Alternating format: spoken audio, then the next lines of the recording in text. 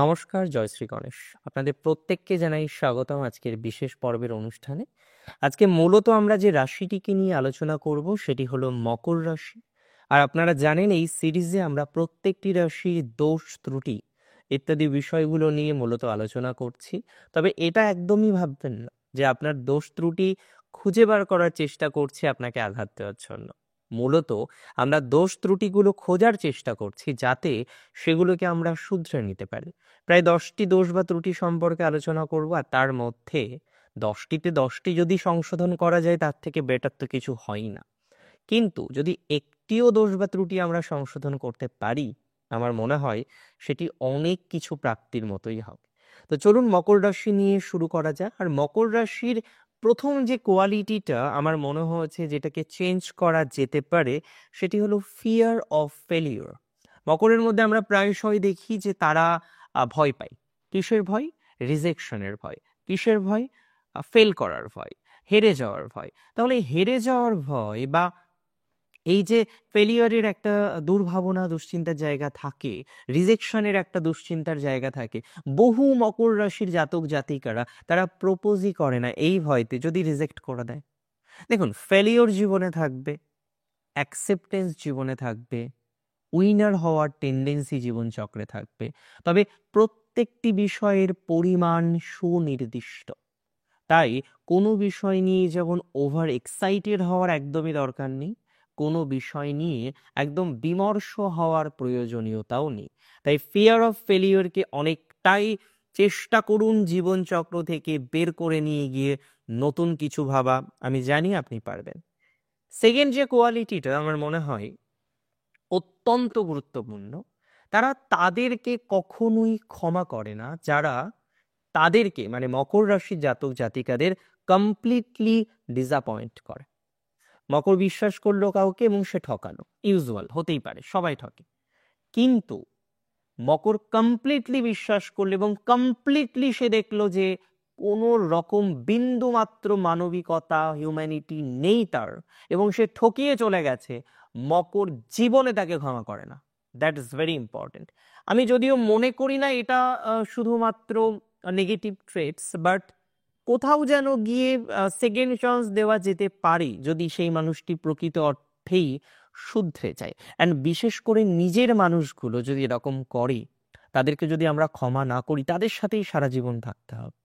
তো সেক্ষেত্রে খুব মুশকিল আহ, হয়তো কন্টিনিউ করা। হ্যাঁ, দেখুন, তারা স্যাটিসফ্যাকশনটা সাধারণত কম পায়। মকরের মধ্যে আমরা দেখেছি সহজে স্যাটিসফাইড হয় না, কারণ কালপুরুষের দশম রাশি, বুঝতেই পারছেন, কর্ম মেন্টালিটি প্রচুর পরিমাণে থাকে, ফাঁকিবাজ মোটে না। মকরের মধ্যে লেজিনেস আসে মাঝে মাঝে, আমরা দেখি তাদের মধ্যে লেজিনেস আছে, দ্যাট ভেরি ট্রু। কিন্তু তারা যে ফাঁকিবাজ এই কথাটা কিন্তু একদমই বলা যাবে না।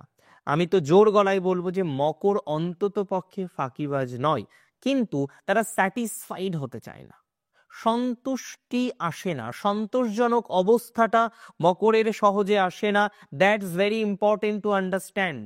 আজকে যদি সন্তুষ্টি না আসে, ছোট ছোট বিষয়ে যদি আপনি খুশি না হন, তাহলে কি করে ভালো থাকবেন? সব কিছুতে তো আমরা উইনার হতে পারবো না, সব কিছুতে তো আমরা ভালো থাকতে পারবো না। তাই ছোট ছোট বিষয় থেকে খুশির জায়গা তৈরি করতে হবে। রবীন্দ্রনাথ ঠাকুরের একটা কবিতা আছে, বহুদিন ধরে, সময় পেলে পড়বেন। কবিতাটার অর্থটা এত সুন্দর, সেখানে একটা ছোট্ট ধানের শীষে একটা শিশির বিন্দু, সেটিও যে কত সুন্দর, তার মধ্যেও যে কত খুশি খুঁজে নেওয়া যায়, সেই ধরনের একটা কনসেপ্ট এখানে বোঝানো হয়েছে। তো সিগনিফিকেন্টলি ছোট ছোট বিষয়ে খুশি, এটাকে খুঁজে নিতে হবে। আমরা মকরের ক্ষেত্রে অনেক সময় দেখি তারা সহজে স্যাটিসফাইড হতে চায় না, বাট এটা দরকার জীবন চক্রে। Satisfaction is very much necessary. মকরের মধ্যে এর পরের যে দোষ বা ত্রুটিটা আমি বলবো, ওয়ার্কহলিক নেচার, প্রচুর পরিমাণে কাজ করার মেন্টালিটি থাকে, প্রচুর পরিমাণ। তারা চাই সারাদিন যদি কাজ করতে দেওয়া হতো মকরকে, মকর হয়তো আরো বেশি ভালো থাকতো। বাট পরিবারকে দেখতে হবে, পার্টনারকে সময় দিতে হবে, অন্যান্য লাইফের যে বিষয়বস্তুগুলো সঙ্গবদ্ধ রয়েছে আপনার সাথে সেগুলোকে সময় দিতে হবে। আর সেগুলোকে যদি আপনি উপেক্ষা করেন, তাহলে তো প্রবলেম। মকরের যে বিষয়টি খুব গুরুত্বপূর্ণ বলে আমি মনে করি, তাদের এই ওয়ার্ক করার নেচারটাকে অবশ্যই রাখতে হবে, তবে তার সাথে সাথে টাইম ম্যানেজমেন্ট করে আপনার পরিবারের অন্যান্য বিষয়বস্তুগুলির মধ্যেও অনেক বেশি পজিটিভিটি বা টাইমিং দেওয়ার চেষ্টা করতে হবে। মাঝে মাঝে মকর সেলফিশ, এটা নেগেটিভ ট্রেটস। প্রশ্ন হলো সেলফিশ এত বড় কথা? বিষয়টি তেমন নয়। এরা কাজ করতে পছন্দ করে, তো অনেকে মনে করেন এরা বোধহয় খুব সেলফিশ, শুধু নিজের কাজ নিয়েই থাকে। কিন্তু কাজ করাটা যে কত পজিটিভ একটা ট্রেটস সেটি যদি সবাই বুঝতো। কিন্তু হ্যাঁ, মকর অনেক সময় অতিরিক্ত কাজ করে, অতিরিক্ত কাজের সময় দেয়, পরিবারকে সময় দিতে পারে না বা সময় দেয় না সিগনিফিকেন্টলি, যেটা পরিবারের মানুষের কাছে খুব কষ্টের একটা বিষয়। হয়তো পরিবারের মানুষের জন্যই তো উপার্জন করা, সে তো আর নিজে নিজে জীবনকে উপভোগ করবে বলে উপার্জন করছে না, আর মকর উপভোগই বা করে কি? কিন্তু মকরের এই যে কোথাও যেন সেলফিশ ফর ওয়ার্ক, এই জায়গাটিকে আমি মনে করি কন্ট্রোল করা উচিত।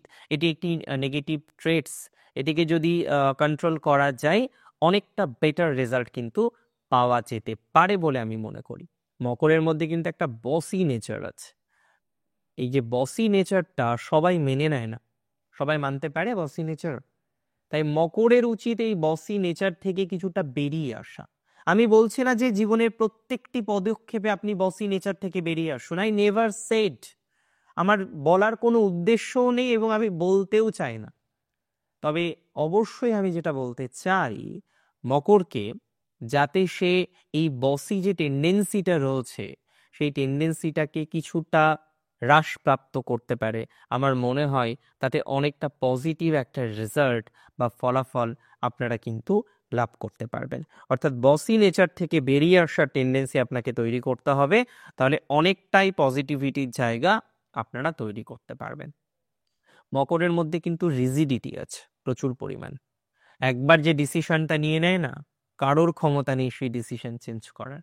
যদিও এটা তো পজিটিভ ট্রেটস হতে পারে, একদমই নয়। তবে আমি মনে করি এই ট্রেটসটাকে একটু চেষ্টা করতে হবে চেঞ্জ করার। এটা খুব ভালো মনে করছি না।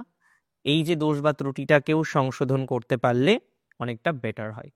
আর মাঝে মাঝে মকর না একদম সিরিয়াসনেস হারিয়ে ফেলে। একটা পরিস্থিতি রয়েছে, খুব অসুবিধাজনক পরিস্থিতি, মকর হয়তো তার মতো ব্যস্ত। এই জায়গাগুলো না মানুষ ভালো চোখে দেখে না। আপনার কাছের মানুষগুলো হয়তো এতে নেগেটিভ মেন্টালিটি তৈরি করতে পারে। তাহলে যে পরিস্থিতি সেই পরিস্থিতি অনুসারে কাজকর্ম করাটাই বেটার, আমার মনে হয় সেটি আপনার জন্য শুভতর হতে পারে। এবং মোস্ট ইম্পর্টেন্ট হচ্ছে, যখন ওর্স্ট সিচুয়েশন জীবনচক্রে আসে, প্রত্যেকের আসে জীবনচক্রে খারাপ সময়, সেই সময়ে মকর যেন এটা ভেবে নেয় যে তার আর হবে না, আর সম্ভব নয়, মানে হেরে যাওয়ার মেন্টালিটি প্রথম থেকেই তৈরি হয়ে গিয়েছে। এটাকে চেঞ্জ করতে হবে। আপনি কেন হারবেন? আপনি কাজ করতে পছন্দ করেন, আপনার হাজার রকম পজিটিভ কোয়ালিটি রয়েছে, আপনি সততা রাখেন, স্যাটার্নের রাশি, আপনি হেরে যাওয়ার প্রশ্নই নেই। হ্যাঁ, কষ্ট বেশি করতে হয়, পরিশ্রম বেশি করতে হয়, that is very true. But এর মানে এই নয় যে হেরে যাবেন আপনি। তা আমি আজকে যে বিষয়গুলো তুলে ধরার চেষ্টা করলাম, যদি আপনি দেখেন আপনি রিলেট করতে পারছেন আপনার সাথে, যদি আপনার মনে হয় এই 10টির মধ্যে 10টি আপনি রিলেট করতে পারলেন, 5টি আপনি রিলেট করতে পারলেন, 2টি আপনি রিলেট করতে পারলেন, চেষ্টা করুন না সংশোধন করার। আমার মনে হয় আপনি পারবেন। অনেক ভালো থাকুন আপনারা, সুস্থ থাকুন, স্বাভাবিক থাকুন। শেষ করছি আজকে এখানেই। জয় শ্রী গণেশ।